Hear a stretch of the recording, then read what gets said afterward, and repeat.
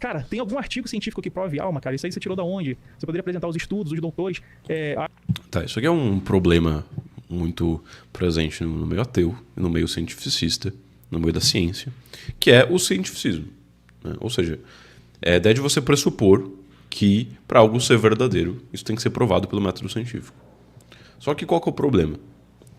O que você está postulando aqui quando você fala em alma é precisamente um objeto, uma coisa, um ente, que ele está para além do universo dos sentidos, do universo natural, do universo do que é quantificável, do que pode ser medido. Só que as coisas que estão além do universo natural, do que é quantificável, do que pode ser medido, são coisas que não podem ser estudadas por meio dos instrumentos da ciência em acepção moderna, né? Se a gente fala em ciência numa acepção mais aristotélica, obviamente outras coisas são abarcadas pela ciência, inclusive a metafísica. Mas aqui a gente fala de ciência numa acepção mais moderna. A ciência na acepção mais moderna, ela está estritamente relacionada com as ciências naturais. Existem definições um pouco mais amplas que abarcam também, por exemplo, a matemática, né?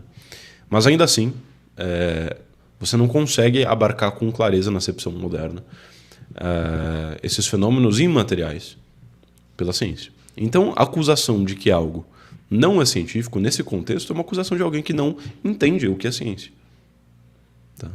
Não é um argumento que tem validade. Não é um argumento que serve nem como um argumento de autoridade. Isso não foi provado pela ciência, então não funciona. Não, porque não se aplica à ciência. É que nem você falar assim, sei lá, você tem um argumento, por exemplo,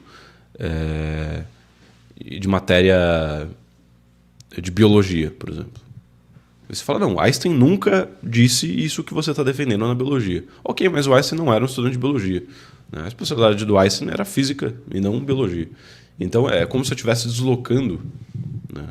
Se eu estivesse usando uma autoridade como critério para decidir se uma questão é verdadeira ou não. Só que essa autoridade ela não serve para essa questão. Por quê? Porque essa não é a área, né, de abrangência dessa autoridade. Do mesmo modo com relação à ciência.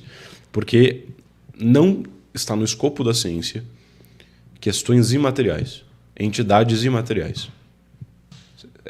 Elas existindo ou não. Não estamos nessa discussão. Não tem discussão se essas coisas existem ou não. Mas caso elas existem, né, se elas existem, então a ciência não se ocupa delas.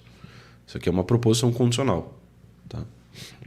Então, uma objeção aqui completamente nonsense do Antônio Miranda.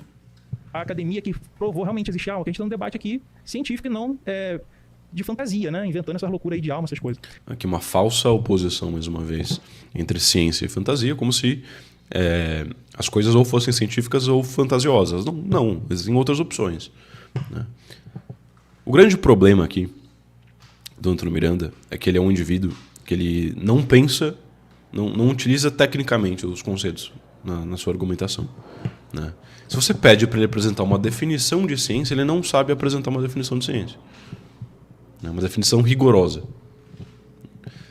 Quanto mais você especifica o que é ciência, mais você define rigorosamente o que é ciência, mais você delimita e demarca precisamente o que é ciência e o que não é ciência. Só que se você faz uma delimitação muito específica do que é ciência, muito estrita do que é ciência, você abrange naturalmente uma coisa muito pequena, uma quantidade muito pequena de coisas. Consequentemente, né, muitas outras coisas sobram. E, consequentemente, não sobram só as coisas fantasiosas. Sobram coisas que não são científicas, mas que também não são fantasiosas. São, né, outra natureza de fenômenos. Deus